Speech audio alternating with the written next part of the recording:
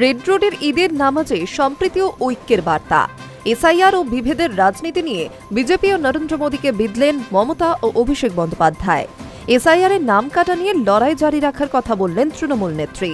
অভিষেক দিলেন সম্প্রীতি ও ঐক্যের বার্তা।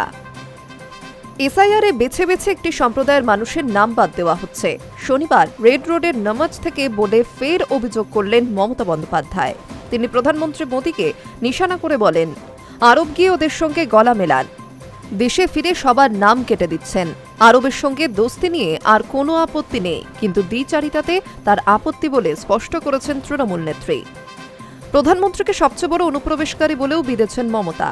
এসআইআর নিয়ে তার লড়াই আরও জোরদার হবে জানিয়ে মমতা বলেন, সব সম্প্রদায় প্রত্যেক মানুষের পরিবারের সদস্য হিসেবে এসআইআর নিয়ে লড়াই করব।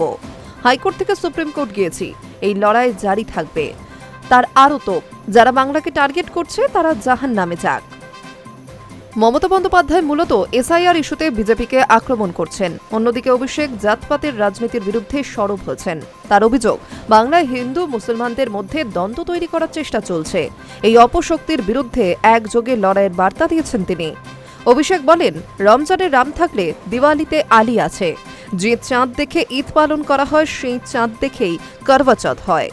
এটাই আমাদের ভারতবর্ষ, এটাই দেশের সংস্কৃতি। তিনি আরও বলেন, প্রতিটি উৎসব আমাদের সবুর, ভাইচারা, ভালোবাসা শেখায়। বাংলায় আমরা একে অপরের উৎসবে মেতে উঠি, এটাই আমাদের সংস্কৃতি। Hi news network.